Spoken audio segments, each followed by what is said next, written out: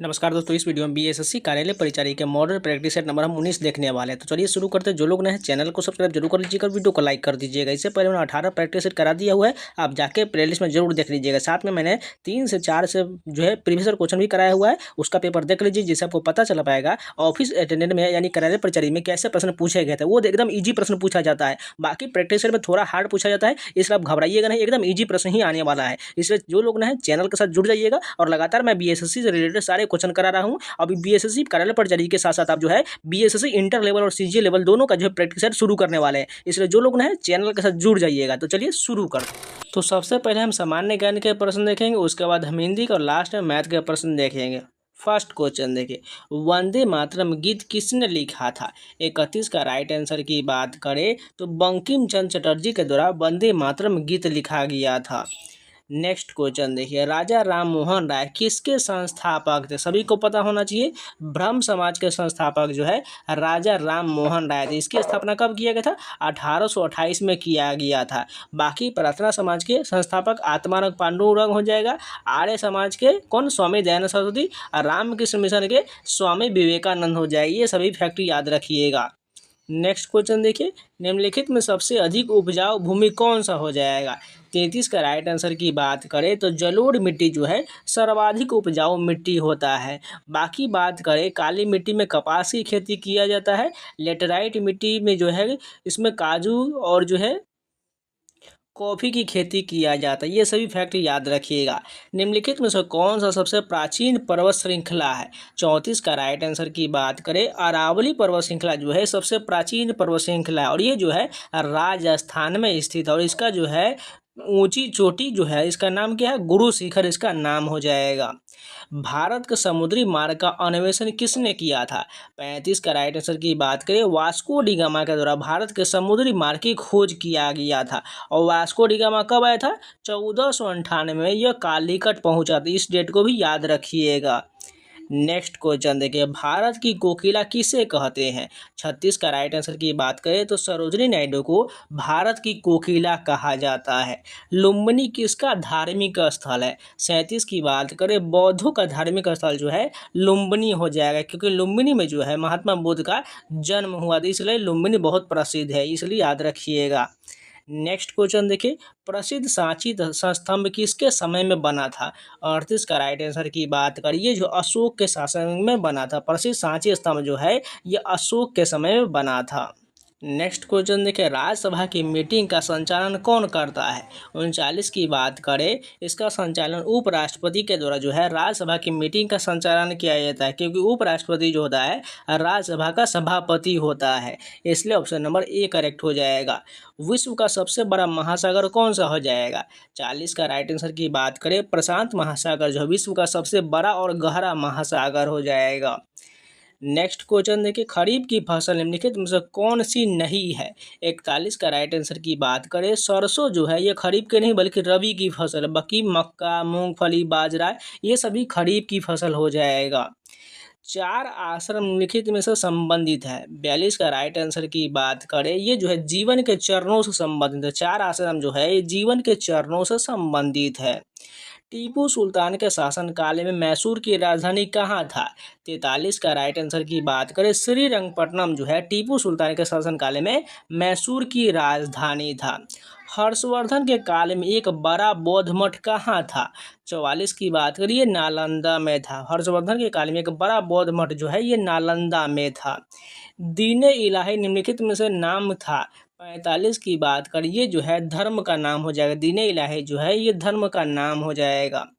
पर्वत केटू जो है डैश के नाम से भी जाना जाता है। 46 का राइट आंसर की बात करें, इसे गॉडविन ऑस्टिन कहा जाता है। केटू पर्वत जो है इसे गॉडविन ऑस्टिन कहा जाता है, और ये जम्मू कश्मीर के काराकोरम श्रृंखला में स्थित है।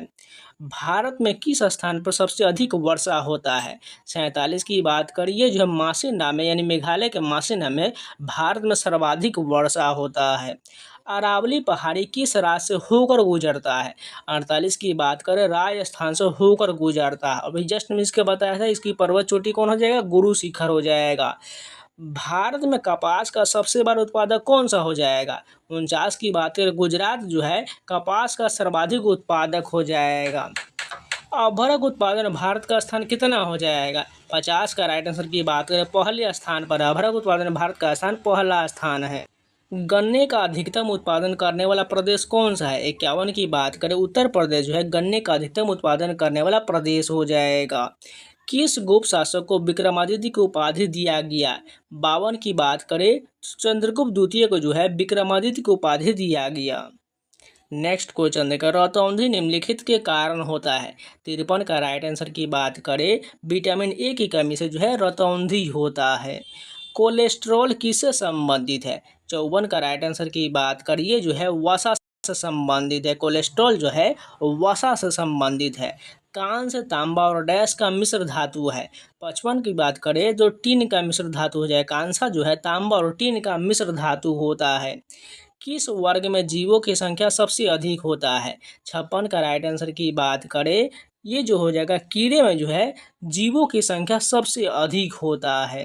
वसा और तेल के ऑक्सीकरण को क्या कहा जाता है? 57 की बात करें इसे जो है विकृत गंधिता कहा जाता है। वसा और तेल के ऑक्सीकरण को जो है विकृत गंधिता कहा जाता है। निम्नलिखित में से कौन सी धातु को गहने बनाने में प्रयोग किया जाता है? 58 का राइट आंसर की बात करें तो सोना चांदी प्लेटिनम उपरोक्त सभी का प्रयोग जो है गहने बनाने में प्रयोग किया जाता है। केंद्रीय मत्स्यिकी शिक्षा संस्थान कहाँ स्थित है? 59 का राइट आंसर की बात करें मुंबई के महाराष्ट्र में। केंद्रीय मत्स्यिकी शिक्षा संस्थान जो है मुंबई महाराष्ट्र में स्थित है। विश्व में सबसे अधिक वर्षा किस स्थान पर होता है? अभी जस्ट हमने किया है मासिनराम हो जाएगा। 60 का answer option number D Meghalaya के मासिनराम हो जाएगा। कुद्रेमुख एक महत्वपूर्ण लौह खदान है। 61 की बात करें ये कहाँ है? ऑप्शन नंबर डी कर्नाटक में हो जाएगा। कुद्रेमुख एक महत्वपूर्ण लौह खदान जो है ये कर्नाटक में है। नेक्स्ट क्वेश्चन देखिए उच्च सदन है। 62 का राइट आंसर की बात करें इसमें उच्च सदन कौन हो जाएगा? राज्यसभा को जो है उच्च सदन कहा जाता है। वहीं लोकसभा को निम्न सदन कहा जाता है। समवर्ती सूची का प्रावधान किस देश से लिया गया है? 63 का राइट आंसर की बात करें ऑस्ट्रेलिया के संविधान से समवर्ती सूची का प्रावधान लिया गया है। बिहार का सर्वाधिक वर्षा वाला जिला कौन सा हो जाएगा? 64 का राइट आंसर की बात करें किशनगंज जो है बिहार का सर्वाधिक वर्षा वाला जिला है। नेक्स्ट क्वेश्चन देखिए दिए गए भारत के किस राज्य में न्यूनतम जनसंख्या घनत्व है? किस राज्य का हो जाएगा? 65 की बात करें इसका राइट आंसर जो हो जाएगा अरुणाचल प्रदेश में जो है न्यूनतम जनसंख्या घनत्व है। नेक्स्ट क्वेश्चन देखिए निम्नलिखित में से कौन सा आदिवासी समुदाय नहीं था? 66 की बात करें इसमें कौन सा नहीं होगा? झूम जो है यह आदिवासी समुदाय नहीं था। सामाजिक विभेद की उत्पत्ति का प्रावधान करना क्या है? 67 का राइट आंसर की बात करें जन्म हो जाएगा। सामाजिक विभेद की उत्पत्ति का प्रधान कारण क्या है? जन्म हो जाएगा। इंग्लैंड में स्टाम्प एक्ट किस वर्ष पारित हुआ था? 68 का राइट आंसर की बात करें 1765 में जो है स्टाम्प एक्ट पारित हुआ था। सर्वोत्तम कोयले का प्रकार कौन सा हो जाएगा? 69 की बात करें तो एंथ्रासाइट जो है सर्वोत्तम कोयले का प्रकार है। पारादीप पतन किस राज्य में है? 70 का राइट आंसर की बात करें ये जो हो जाएगा ओडिशा में। पारादीप पतन जो है ये ओडिशा में स्थित है। अब चलिए यहाँ से हिंदी के प्रश्न देखते हैं। कार प्रत्यय किस शब्द में नहीं लगा हुआ है? 71 की बात करें प्रकार में जो है कार प्रत्यय नहीं लगा हुआ है बल्कि पत्रकार में चित्रकार में और कलाकार में इन सभी में कार प्रत्यय लगा हुआ है। प्रत्यय जो लास्ट में आता है। गंगा में घर है इस वाक्य में शब्द शक्ति क्या हो जाएगा? 72 की बात करें व्यंजना शक्ति हो जाएगा। गंगा में घर है इसमें जो है व्यंजना शब्द शक्ति हो जाएगा। मैत्री की राह बताने को सबको सुमार्ग पर लाने को दुर्योधन को समझाने को भीषण विध्वंस बचाने को भगवान हस्तिनापुर आए पांडव का संदेशा लाए। दो न्याय अगर तो आधा दो पर इसमें भी यदि बाधा हो तो दे दो केवल 5 ग्राम रखो अपनी धरती तमाम हम वही खुशी से खाएंगे परिजन असी न उठाएंगे। दुर्योधन वह भी दे न सका आशिष समाज का ले न सका उल्टे हरि को बांधने चला जो था असाध्य साधने चला। जब नाश मनुष्य पर छाता है पहले विवेक मर जाता है। श्री कृष्ण क्यों आए थे? यहाँ पर क्वेश्चन दिया गया है इसका राइट आंसर क्या हो जाएगा? इसको गद्यांश को पढ़ने के बाद जो होगा ऑप्शन होगा दुर्योधन को समझाने को और युद्ध को रोकने के लिए श्री कृष्ण आए थे। नेक्स्ट क्वेश्चन देखिए, उदय का संधि विच्छेद क्या हो जाएगा। 74 का राइट आंसर की बात करें, उत जोड़ आय जो है उदय का सही संधि विच्छेद हो जाएगा। उसने भोजन कर लिया वाक्य को कर्मवाची में बदलिए। 75 का राइट आंसर की बात करें, उसके द्वारा भोजन कर लिया गया, ये जो है कर्मवाची हो जाएगा। कर्मवाची में जो है यहाँ पर आपको दोबारा दिख जाएगा, बस यही जो है करेक्ट कर लीजिएगा। बाकी नहीं वाला जब में रहे इसमें नहीं हो सकती, इसलिए यहाँ पर गलत हो जाएगा। उसके द्वारा भोजन कर लिएगा, यही वाला ऑप्शन करेक्ट हो जाएगा। आगे नाथ न पीछे पगहा लोकोक्ति का क्या अर्थ होगा। 76 का राइट आंसर की बात करें, किसी तरह की जिम्मेदारी का न होना, ऑप्शन नंबर बी करेक्ट हो जाएगा। इनमें से कौन सा वाक्य अशुद्ध यानी गलत दिया गया है। 70 की बात करें, वे तो कल आएगा, ये बिल्कुल गलत दिया गया। बाकी वह तुझे पैसा नहीं देगा, कल तुम्हारे पापा जी मिले थे, मुझे अमृतसर जाना, ये सभी सही दिया गया है। पौ फटना मुहावरे का अर्थ क्या हो जाएगा। 78 की बात करें, प्रातः काल होना, पौ फटना मुहावरे का अर्थ प्रातः काल होना। निम्नलिखित में से कौन सा युग्म सही दिया गया, उपसर्ग एवं शब्द के आधार पर बताना है। 79 के आंसर की बात करें, ये जो है अपमान बिल्कुल सही जो है सही युग्म हो जाएगा उपसर्ग एवं शब्द के आधार पर। नवरात्र में कौन सा समास होता है। देखिए यहाँ पर संख्या दिख रहा है, तो आपको पता ही संख्या वाला द्विगु समास होता है। वनवास में कौन सा समास हो जाएगा। 81 की बात करें, इसमें जो राइट आंसर होगा तत्पुरुष समास हो जाएगा। वनवास में तत्पुरुष समास होगा। स्वर संधि का उदाहरण कौन सा हो जाएगा। 82 की बात करें, विद्यालय में जो है स्वर संधि का उदाहरण हो जाएगा। परमात्मा में कौन सी संधि है। 83 की बात करें, दीर्घ स्वर संधि होगा। परमात्मा में दीर्घ स्वर संधि होगा, क्योंकि देखिए यहाँ पर आकार लगा हुआ है, इससे ही हम पता कर सकते हैं दीर्घ स्वर संधि हो जाएगा। आम के आम गुठलियों के दाम लोकोक्ति का अर्थ क्या हो जाएगा। 84 का राइट आंसर की बात करें, दोहरा लाभ होना, ऑप्शन नंबर सी करेक्ट होगा। काला अक्षर भैंस बराबर लोकोक्ति का अर्थ क्या हो जाएगा। 85 की बात कर, इसका अर्थ जो होगा निरक्षर होना, ऑप्शन नंबर बी करेक्ट होगा। नेक्स्ट क्वेश्चन देखिए, वह पहले से बहुत तेज दौड़ा निरेखांकित शब्द कौन पदबंध, यानी बहुत तेज दौड़ा, ये जो है पूछ कर रहा है कौन सा इसमें पदबंध हो जाएगा। 86 की बात करें, इसमें जो क्रिया विशेषण पदबंध हो जाएगा, क्योंकि देखिए बहुत तेज, ये क्या हो जाएगा, इसमें क्रिया भी हो रहा है और विशेषण भी है, यानी बहुत तेज दौड़ा यानी क्रिया विशेषण पदबंध हो जाएगा। चंचल शब्द में चन जो है वर्ण में कौन सी मात्रा होगा। 87 के राइट आंसर की बात करें, इसमें जो गुरु जो है वर्ण मात्रा हो जाएगा। दही बड़ा में कौन सा समास हो जाएगा। मध्य पदलोपी कर्मधारय समास हो जाएगा। ग्रामगत में कौन सा समास हो जाएगा। 89 की बात करें, इसमें तत्पुरुष समास हो जाना है। ग्रामगत में जो है तत्पुरुष समास हो जाएगा, ऑप्शन नंबर बी बिल्कुल सही है। निम्नलिखित में से कौन से युग्म सही है, उपसर्ग एवं शब्द के आधार पर बताना है। 90 का राइट आंसर की बात करें, अपमान जो है ये अपोज का अपमान, ये वाला बिल्कुल सही दिया गया है। परंपरा का मूल्यांकन निबंध के लेखक ने किसे प्रगतिशील साहित्य कहा है। 91 का राइट आंसर की बात करें, जो समाज को आगे बढ़ा उसे प्रगतिशील साहित्य कहा है। जीत जीत में निरखत हूँ पाठ में बिरजू महाराज ने अपनी दादी से किस बात पर माफ़ी मांगी है। 92 की बात करें, नाचने पर जो है माफ़ी मांगी है। अवेन्यू पाठ में लेखक ने किस स्थान को पोप का शहर कहा है। 93 की बात करें, अवेन्यू को जो है पोप का शहर कहा है। मछली कहानी में लेखक ने बच्चों के लिए क्या खरीदा था। 94 की बात करें तो मछली खरीदा था, ऑप्शन नंबर सी करेक्ट होगा। नौबत खाने में इबादत और बिस्मिल्लाह खान का जन्म कहाँ हुआ था। 95 का राइट आंसर की बात करें तो डुमरांव में हुआ था। बिस्मिल्लाह खान का जन्म जो है डुमरांव में हुआ था। शिक्षा और संस्कृति पाठ में महात्मा गांधी ने किसे सर्वोच्च शिक्षा कहा है। 96 का राइट आंसर की बात करें तो ऑप्शन नंबर सी अहिंसक प्रतिरोध को सर्वोच्च शिक्षा कहा है। नेक्स्ट क्वेश्चन देखिए, राम बिनु बिरथ जागी जन्म कविता में कवि ने किसका उल्लेख किया है। 97 की बात करें तो राम नाम आडम्बर और माया उपरोक्त सभी का उल्लेख किया है। प्रेम ऐनेश्वरी राधिका कविता में माली मलिनी किसे कहा गया है। 98 की बात करें, राधा कृष्ण को जो है माली मलिन कहा गया है। अति सुधो स्नेह को मारा गया कविता में धनानंद ने किससे प्रेम किया था। 99 की बात करें तो सुजान से प्रेम किया था। स्वदेशी कविता में कवि ने किसे बेकार कहा है। 100 का राइट आंसर की बात करें, विदेशी चीज़ों को बेकार कहा है। तो अब चलिए मैथ के प्रश्न देखते हैं। फर्स्ट क्वेश्चन देखिए x plus 7 into 5 minus 3x into 3x minus 6 में एक्स स्क्वायर के गुणांक क्या हो जाएगा। देखिए इसमें सिंपल आपको गुणनखंड पहले निकालना पड़ेगा, उसको लास्ट में जो है पूरा गुणनखंड जो आएगा तो एक्स स्क्वायर का गुणांक जो आएगा -30 होगा। ऑप्शन नंबर बी करेक्ट हो जाएगा। जैसे ये -30 कैसे होगा, जब गुणनखंड निकालिएगा तो -30 एक्स स्क्वायर होगा। तो यही पूछ रहा है, एक्स स्क्वायर जो यहाँ पर है, एक्स को पावर जो है दिया गया 2, इसका गुणांक 30 हो जाएगा। ऑप्शन नंबर बी हो जाएगा। बस आपको गुणनखंड निकालना पड़ेगा, सभी को आपस में मल्टीप्लाई करते जाना है और आपको जो है लास्ट में छोटा रूप आएगा वही जो -30 हो जाएगा। इसका सोल्यूशन पीडीएफ मैं टेलीग्राम पर शेयर कर दूंगा, वहाँ पर आप देख लीजिएगा, नहीं तो यहाँ पर बनाने में थोड़ा टाइम लगेगा। नेक्स्ट क्वेश्चन देखिए, एक आदमी 420 किलोमीटर की यात्रा आंशिक रूप से रेल द्वारा और आंशिक रूप से जहाज द्वारा पूरा करता है। वह जहाज पर 8 घंटे अधिक समय खर्च करता है। यदि जहाज की गति 35 किलोमीटर प्रति घंटा हो, रेलगाड़ी की गति 65 किलोमीटर प्रति घंटा हो, वह जहाज से कितनी दूरी तय करता है।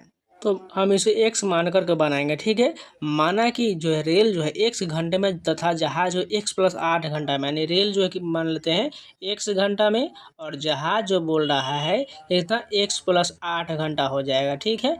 उसके बाद बोल रहा है घंटे में अवश्य दूरी तय करता है। तो प्रश्न के अनुसार जो बोल रहा है यहाँ पर कहाँ है, 65, रेलगाड़ी की गति 65 किलोमीटर प्रति घंटा है। तो यहाँ पर जो हो जाएगा 65 गुने x हो जाएगा, प्लस में 35 बोल रहा है, यानी कि 35 किलोमीटर प्रति जहाज हो जाएगा। तो 35 गुने यहाँ पर x प्लस 8 बराबर में जो हो जाएगा कितना हो जाएगा, 420 बोल रहा है। यहाँ पर एक आदमी 420 बराबर में कितना होगा, 420 हो जाएगा। अब इसको सॉल्व करेंगे तो हमारा मान जो आ जाएगा, x का मान सॉल्व करने के बाद 1.4 घंटा हो जाएगा।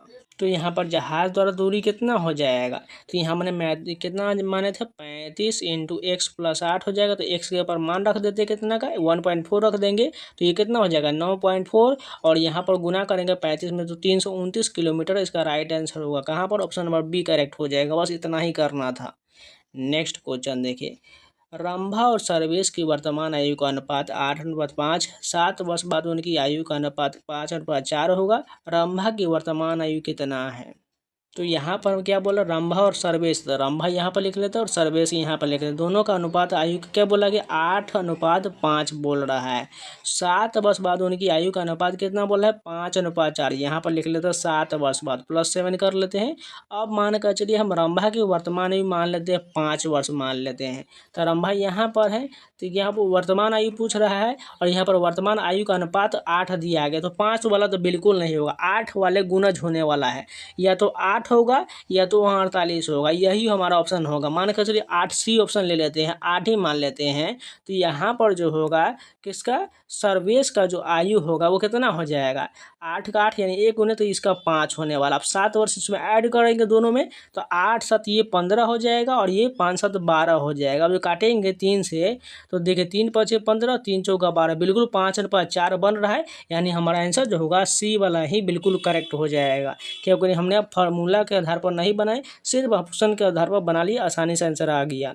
एक वस्तु की कीमत में 21% की छूट दिया जाता है, पुराना मूल्य वापस लाने के लिए कितने % की वृद्धि करना होगा। सिंपल है, देखिए 21% की छूट बोला, 21 ऊपर रखिए और 100 में से 21 घटा लीजिए, कितना हो जाएगा, 100 में से 20 जाएगा 80, यानी 1 कम कर दीजिए, ये जो हो जाएगा हमारा 79 हो जाएगा। और परसेंटेज के लिए 100 से गुना कर दीजिए। इसके बाद जो हम आंसर इसको काट पीट कर लेंगे तो हमारा आंसर पॉइंट में आना है। इसका राइट आंसर जो होगा 26.58% हो जाएगा। नेक्स्ट क्वेश्चन देखिए, एक व्यापारी किसी वस्तु का विक्रय मूल्य क्रय मूल्य से 10% अधिक का अंकित करता है। बेचते समय वो कुछ बट्टा देता है जिससे उसे 1% की हानि होता है। उसने कितना % का बट्टा दिया। इसको भी हम सक्सेसिव मेथड से बनाएंगे। जैसे पहले 10% बोला गया तो 10% लॉस करेंगे, फिर बोल रहा है x%, कितना परसेंट, यानी x मान लेते हैं इसको, ठीक है। और ये जो है माइनस में x हो जाएगा, कितना बोला है, माइनस में जाने वाला है क्योंकि हानि बोल रहा है, ठीक है। उसके बाद जो इसको हम प्लस में गुना कर ले, 10 गुने -x हो जाएगा बटे में 100, बराबर में जो 1% की हानि होता है, यहाँ पर बराबर में 1% माइनस में चला जाएगा क्योंकि हानि बोल रहा है। अब इसको सॉल्व कर लेंगे तो हमारा मान जो आने वाला है 1/10 बराबर में 1 आ जाएगा। जब x का मान निकाल लेंगे तो कितना हो जाएगा, 10 से उधर कर लेंगे तो 10% होने वाला है। कहाँ पर answer 10%, option number A correct हो जाएगा। नेक्स्ट क्वेश्चन देखिए, कुछ धन उधार लिया गया तथा उसे 2 समान वार्षिक किस्तों में चुकाया गया। यदि प्रति किस्त का मान 882 रुपया हो तो ब्याज की दर 5% वार्षिक हो तो कितना धन उधार लिया गया है। तो सबसे पहले अगर 8% का दोगुना हम कर दें, इसका जो 882 का दोगुना करेंगे तो 2 दूना 4, 8 दूना 16 6 हासिल एक, यानी 1764 रुपया ये हो गया। ठीक है, यानी इस पर जो है ब्याज भी लगा हुआ है 5% का, ध्यान से देखिए। यानी 1764 से हमारा आंसर जो है कम आने वाला है। तो 1764 से कम कौन सा ऑप्शन है? 1640 है, यानी 3 ऑप्शन दिख रहा है, 1620 है, 1680 है। यानी इन तीनों में से ही कोई होने वाला है। यहाँ पर 5% का ब्याज अगर निकाल देंगे तो हमारा आंसर आ जाएगा। अगर ऑप्शन के अनुसार जाएंगे तो 5% वार्षिक है तो 2 वर्ष बोला है, 2 समान वार्षिक किस्त, यानी कि इसका 10% हो जाएगा। तो 1640 का अगर 10% निकालेंगे तो कितना हो जाएगा? 1 0 से 1 0 कट जाएगा, यानी हमारा जो 1 0 से 1 0 ये कट गया, 164 रुपया होने वाला है। तो यानी हमने जो माना था 1764, यहाँ पर जा रहा है दोगुना करने पर, इसमें से 164 घटा कर देखते हैं कितना माना मारा था। 4 में से 4 गए 0, 6 में से 6 गए 0, 7 में से गया 6, और ये जो है 1600 रुपया हो रहा है। यानी इसी के आसपास हमारा आंसर होने वाला है। यानी 10% का जो है यही वाला हमारा आंसर होगा। बाकी ये सभी गलत हो जाएगा, क्योंकि इसे ये सभी डालने पर हमारा ज़्यादा हो जाएगा। नहीं तो फार्मूला से बनाइएगा तो भी आप बना सकते हैं, रख कर मान निकाल लीजिएगा। नेक्स्ट क्वेश्चन देखिए, 124 तथा 24 का मौसा क्या होगा? एकदम सिंपल है, कौन सा हो जाएगा? 7 का राइट आंसर जो होगा 4 हो जाएगा, क्योंकि 4 से ये दोनों कट जाएगा, क्योंकि हाईएस्ट कॉमन फैक्टर पूछ रहा है, इसलिए 4 बिल्कुल यहाँ पर राइट होने वाला है। नेक्स्ट क्वेश्चन देखिए, निम्नलिखित में से कौन शांत दशमलव में परिवर्तनशील है? 8 का राइट आंसर की बात करें, ये 4/1/8 जो है ये परिवर्तनशील होगा। जैसे देखिए 800 का 32 एक 33/8 हो जाएगा, क्योंकि इसमें पॉइंट में जाने के बाद जो है ये इसी प्रकार बढ़ते जाएगा। इसलिए हमारा जो विकल्प जो होगा 4 दशमलव, इसका जो काटेंगे तो हमारा आंसर जो होगा 4.125 होगा, जो एक शांत दशमलव परिवर्तन संभव है। इसलिए बिल्कुल यहाँ पर ऑप्शन नंबर सी करेक्ट होगा। नेक्स्ट क्वेश्चन देखिए, ए गुने बी बराबर लॉस ए बी का मौसा ए बी है, यह केवल सत्य है। 9 के आंसर की बात करें, 2 संख्याओं के लिए केवल सत्य है। प्रथम n विषम प्राकृत संख्याओं का माध्य क्या हो जाएगा? एकदम फार्मूला है, इसका राइट आंसर n ही हो जाएगा। प्रथम n विषम प्राकृत संख्या का माध्य जो होगा वो n ही हो जाएगा, क्योंकि इसका फार्मूला जो होता है योग बटा जो होता है क्या होता है? n होता है। तो यहाँ पर एक क्या दिया गया? n बोला है विषम संख्या, तो यहाँ पर जो होगा n² बटा n, जब काटेंगे तो हमारा मान n ही आ जाएगा। ऑप्शन नंबर डी करेक्ट हो जाएगा। निम्नलिखित में से कौन परिमेय संख्या है? 11 की बात करें तो ऑप्शन नंबर ये वाला करेक्ट हो जाएगा, क्योंकि इसको बाहर निकालेंगे तो 16 का 4 हो जाएगा और 25 का जो 5 हो जाएगा, 4/5 ये जो है परिमेय हो जाएगा। एक व्यक्ति 10 रुपये वाले शेयरों में 1500 रुपये पूंजी लगाता है। जब उसका मूल्य 12.30 रुपया होता है तो वह उसे बेच देता है। उसका लाभ पूछा गया है। एकदम सिंपल है, पहले 1500 रुपये में जो शेयर खरीदा 10 वाला, तो कितना शेयर हो गया? इस टोटल जो है 150 शेयर हो जाएगा। ठीक है, यानी 150 यहाँ पर शेयर हो गया। अब वो कह रहा है 12.30 रुपया में वह बेचता है प्रति शेयर, तो लाभ कितना हो जाएगा प्रति शेयर पर? यानी 12.30 में से 10 घटाएंगे तो एक शेयर पर कितना लाभ हो रहा है? 2.30 का लाभ हो रहा है। टोटल कितना है? 150 शेयर है, 150 शेयर से गुना कर दीजिए तो इसका टोटल मूल्य आएगा 345 रुपया होगा। कहाँ पर 345? ऑप्शन नंबर डी करेक्ट हो जाएगा। नेक्स्ट क्वेश्चन देखिए, यदि एक वस्तु 5% हानि के स्थान पर 5% लाभ पर बेचा हो जाता है तो विक्रेता को 6.72 रुपये अधिक प्राप्त होता है, तो वस्तु का लागत मूल्य पूछा गया है। एकदम सिंपल, देखिए यहाँ पर हानि है, यहाँ पर लाभ है, दोनों को ऐड कर दीजिए। जब भी दोनों का जो है अपोजिट रहे तो इस दोनों को ऐड कर देंगे तो 5 5 10 हो जाएगा।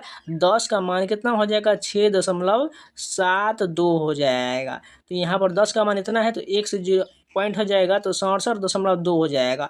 अब इसको 100 से गुना कर देंगे तो हमारा मान आ जाएगा। ठीक है, तो 100 वाला को देख ले, 67 के आसपास होगा। 67.20 यहाँ पर दिया गया है, तो कौन वाला होगा? ऑप्शन नंबर डी वाला हो जाएगा, यही हमारा करेक्ट हो जाएगा। ठीक है, नेक्स्ट क्वेश्चन देखिए, एक व्यक्ति के पास 1560 रुपये के 1, 2, 5 रुपये के नोटों के रूप में यदि वे नोट को 2, 5 और 9 के अनुपात पे हो तो 2 रुपये के नोट की संख्या बताए। एकदम सिंपल, इसको भी बना लेते हैं फटाफट।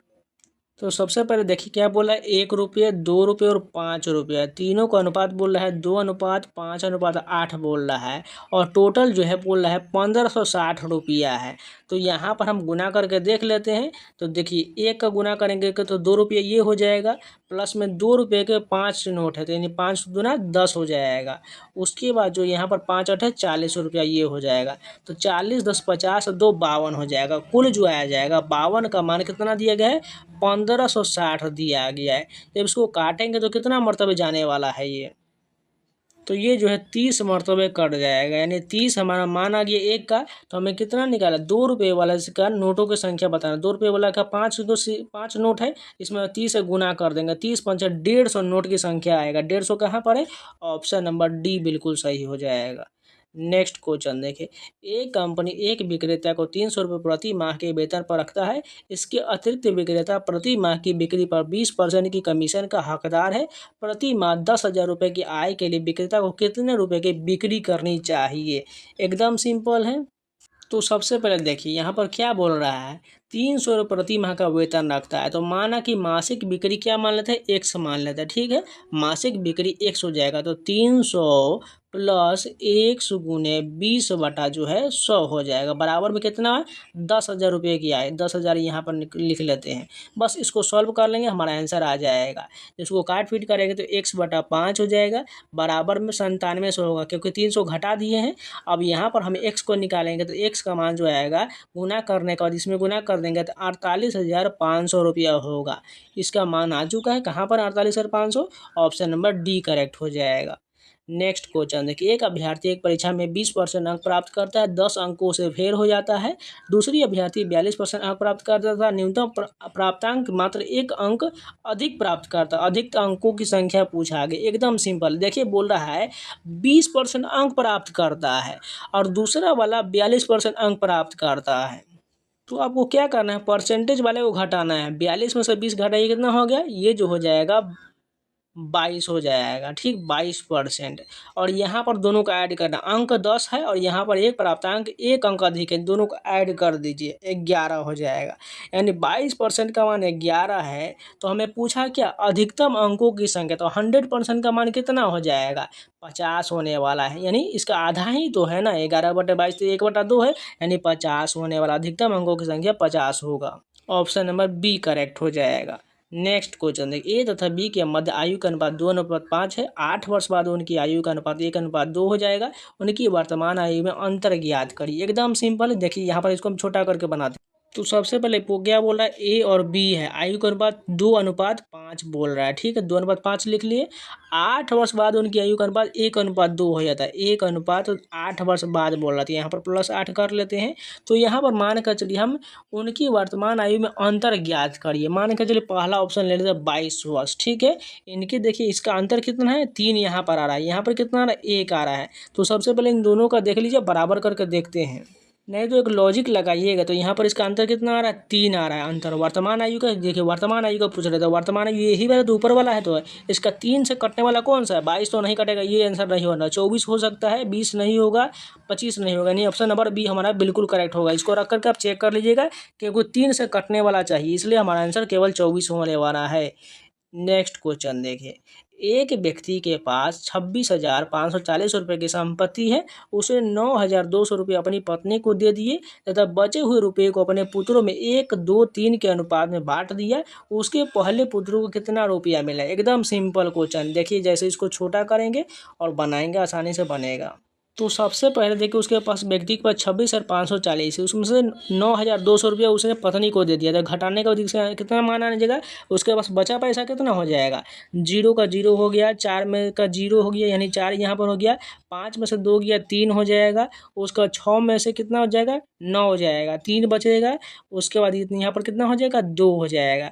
यानी उसके पास जो है उसका तो बचा कितना, 17,340 रुपये बच चुका है।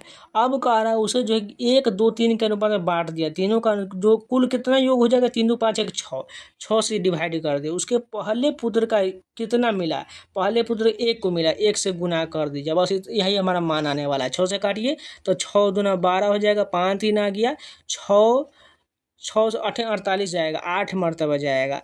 उसका बचा कितना, 48, यानी 53 है यहाँ पर, तो 48 और 5 हो, यानी 5 4 हो जाएगा, तो 6 9 54 और ये 0 हो गया। 2890 रुपये कहाँ पर है? ऑप्शन नंबर बी करेक्ट हो जाएगा। यही जो है पहले पुत्र को मिलेगा। नेक्स्ट क्वेश्चन देखिए, 3 अंकों की सबसे छोटी संख्या कौन सा है जिसे 69 तथा 12 से विभाजित करने पर प्रत्येक दशा में 3 शेष बचे? एकदम सिंपल, 3 अंकों की सबसे छोटी संख्या कौन सी है? ऑप्शन से जाएंगे, जिसे 69 तथा 12 से विभाजित करने पर प्रत्येक दशा में 3 से शेष बचेगा। तो मान कर चलिए पहला ऑप्शन ले लेते हैं।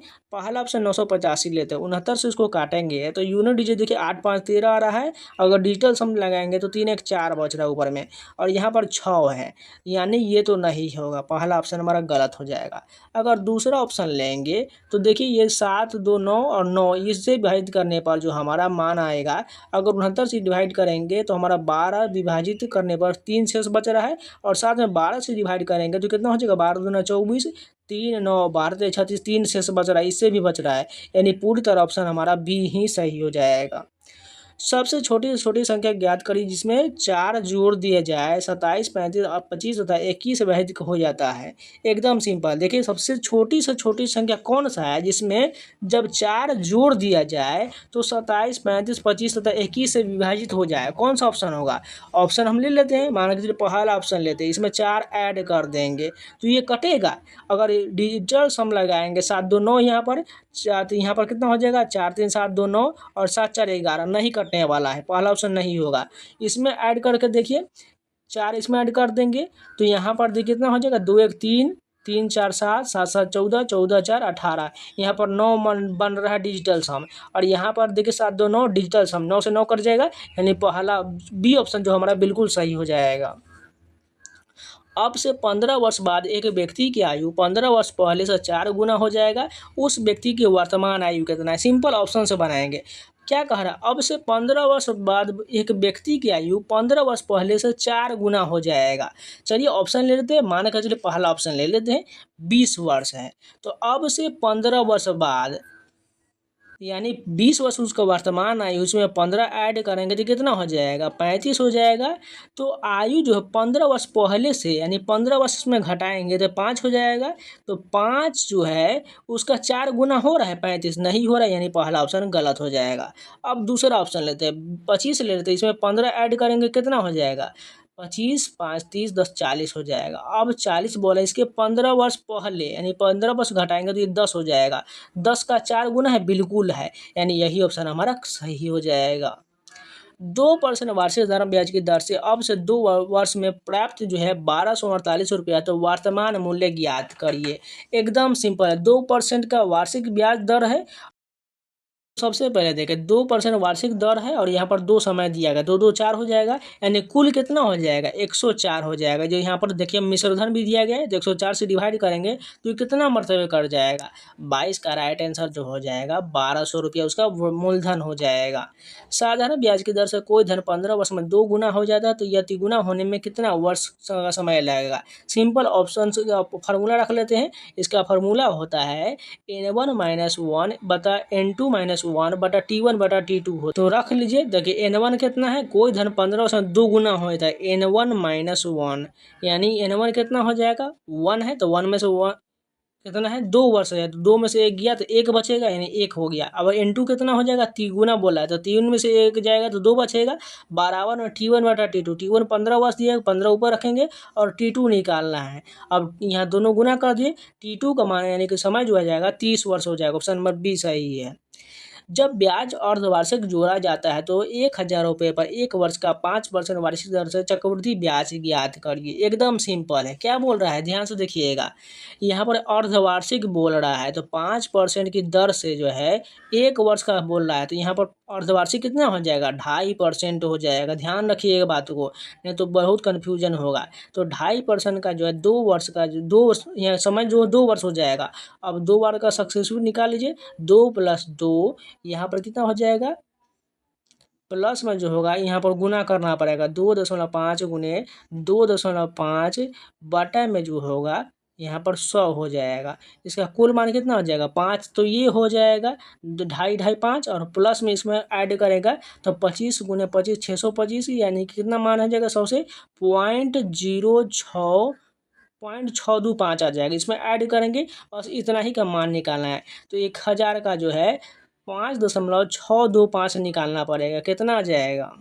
देखिए 6 कहाँ पर दिख रहा है? 6 यहाँ पर, ऑप्शन नंबर ए करेक्ट हो जाएगा। उन दो संख्याओं को ज्ञात करें जिसका मध्य अनुपात 12 और तीसरी संख्या 324 है।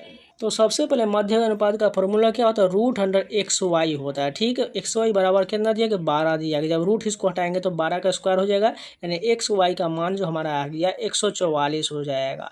अब यहाँ पर जो दिया गया तीसरी संख्या 324 है, तो हमें y का मान जो हो जाएगा, वाई स्क्वायर का मान xz यानी तृतीय अनुपाती होगा। तो यहाँ पर 144 गुने में जब वाई क्यूब निकाल देंगे, वाई क्यूब, तो यहाँ पर क्या हो जाएगा?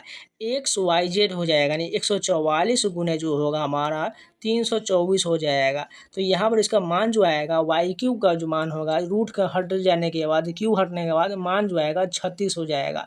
तो x का मान निकाल लेते हैं, तो 144 बटे वाई कर देंगे, तो 36 से डिवाइड करेंगे तो हमारा मान जो होगा 4 आ जाएगा। कहाँ पर है? 4, ऑप्शन नंबर बी वाला, ये 4 और 36 बिल्कुल राइट हो जाएगा।